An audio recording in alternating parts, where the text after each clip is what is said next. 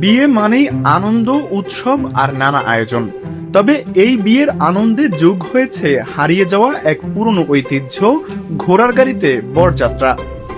নেত্রকোনায় দেখা গেছে এমনই এক ব্যতিক্রমী আয়োজন। আধুনিক যানবাহনের বদলে ঘোড়ার গাড়িতে করে বিয়ের আসনে গেছেন বর। আর এই আয়োজনের পেছনে রয়েছে তার কুয়েত প্রবাসী বোন জামাই সৈয়দ নজরুল ইসলামের ইচ্ছা। পরিবার উদ্যোগে এটা আয়োজন করা হয়েছে, যাকে অনেক ধন্যবাদ। সবাই তো গাড়ি ঘোড়াতে চলাফেরা করে, হায়াস গাড়ি চলে, যে যেরকম সামর্থ্য আছে এরকম চলাফেরা করে। তখন আমি চিন্তা ভাবনা করলাম, ঘোড়া গাড়ি একটা ঐতিহ্য জিনিস, যেহেতু আগে বাপদাদারা এরকম ভাবে ঘোড়া গাড়ি দিয়ে যেত আর কি। গ্রাম আছে বাংলা, তো এইখান থেকে ঘোড়া গাড়ি দিয়ে আমরা 12,000 টাকা দিয়ে এই গ্রামে নিয়ে আসলাম পালকিতে আর কি। আসলে খুবই আমরা সবাই ঘোড়া গাড়ি দিকে অনেকে সবারই আনন্দ, এতে আমরা নিজেরও আনন্দ। শুক্রবার দুপুরে নেত্রকোনা পৌর শহরের নেওয়াজনগর এলাকা থেকে শুরু হয় ব্যতিক্রমী এই বরযাত্রা। ঘোড়ার গাড়িতে সামনে ছিলেন বর, আর সঙ্গে ছিলেন স্বজন ও শুভাকাঙ্ক্ষীরা। বরযাত্রা দেখতে রাস্তার দুই পাশে ভিড় করেন স্থানীয়রা। অনেকেই মোবাইল ফোনে ছবি ও ভিডিও ধারণ করেন। দুলাভাইয়ের উদ্যোগে ঘোড়া গাড়িতে আজকে বিয়ে হয়েছে, ঘোড়া গাড়িতে বরযাত্রী আসছে, অনেক অনুপ্রেরণামূলক, অনেক ভালো লাগার একটা বিষয়।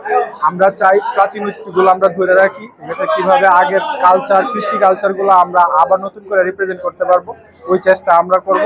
আয়োজনটা আলহামদুলিল্লাহ, ঠিক আছে, আলহামদুলিল্লাহ বেশ ভালো লাগছে। আসলে নতুন কিছু দেখছি, নতুন কিছু অভিজ্ঞতা, ঠিক আছে, কিন্তু আয়োজনটা করার পক্ষে আমাদের যে বনজামা আছে, উনি কুয়েত প্রবাসী, ওনারা অনেক দিন ধরে আগে থেকে বলতো যে আসলে আমি আসলে উনি ইয়াতে থাকে, আমি দেশে আসলে তাদেরকে বিয়ে করবো, বিয়ে করলে ঘোড়া গাড়িতে নিয়ে আসবো।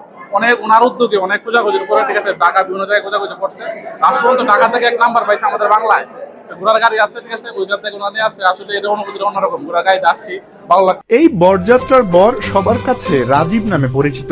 তার বাবা আব্দুর রাজ্জাক ফকির ও মা রুহুলা আক্তার।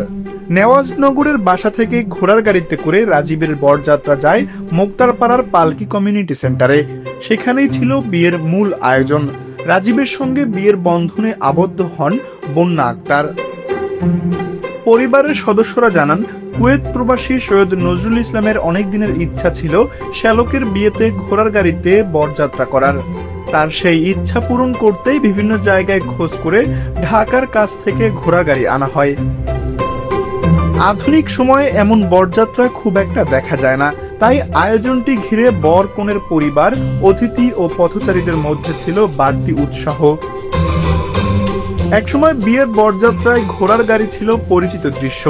সময়ের সঙ্গে সেই ঐতিহ্য হারিয়ে গেলেও নেত্রকোনার এই আয়োজন যেন পুরনো দিনের স্মৃতি ফিরিয়ে আনলো। আনন্দের পাশাপাশি তাই এই বরযাত্রা হয়ে উঠেছে সবার জন্য স্মরণীয় এক ঘটনা।